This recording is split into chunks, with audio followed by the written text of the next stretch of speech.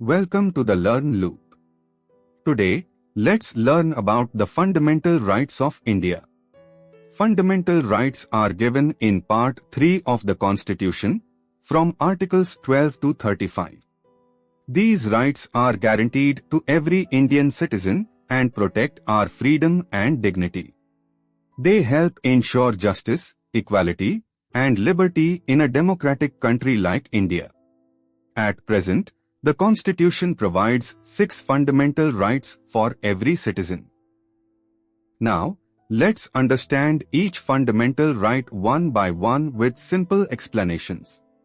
The first fundamental right is the right to equality, covered under Articles 14 to 18. Equality before the law means every person is treated equally by the law. No citizen can be discriminated against because of religion, caste, race, sex, or place of birth. Everyone gets an equal opportunity in public employment based on merit. Men and women have equal rights and deserve equal respect in society. The law protects every citizen equally without showing favoritism. Equality helps build unity, fairness, and a stronger nation. Justice means treating every person fairly and without discrimination. This is the essence of the right to equality. The second fundamental right is the right to freedom, covered under Articles 19 to 22.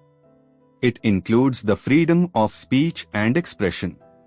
Citizens can assemble peacefully without weapons. People have the freedom to form associations or organizations. Every citizen has the freedom to move freely throughout India. Every citizen has the freedom to move freely throughout India. Every citizen has the freedom to live in any part of India. People are free to choose any profession, occupation, trade, or business. These freedoms are important, but they are subject to reasonable restrictions for the safety and welfare of society. The right to freedom allows citizens to express their ideas and live with dignity while respecting the law. Now, let's learn about the third fundamental right, the right against exploitation, covered under Articles 23 and 24. This right prohibits human trafficking and all forms of forced labor. No person can be forced to work against their will without proper payment. Children below the age of 14 cannot be employed in factories, mines, or other hazardous occupations. Every child deserves education, safety, and a healthy childhood. The right against exploitation protects human dignity and prevents unfair treatment. It helps create a society where every individual is respected and protected. Now, let's move to the fourth fundamental right, the right to freedom of religion, covered under Articles 25 to 28. India is a secular country where every citizen has the freedom to follow any religion. Every person has the right to practice and promote their religion peacefully. The Constitution respects all religions equally and does not, together with mutual respect and harmony. Religious freedom strengthens unity in diversity, one of India's greatest strengths. This is the essence of the right to freedom of religion.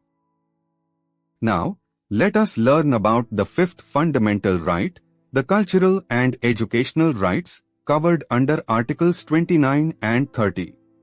These rights protect the language, culture, and traditions of different communities in India. Every community has the right to preserve its unique identity and cultural heritage. Minorities have the right to establish and manage their own educational institutions. These rights help protect India's rich cultural diversity for future generations.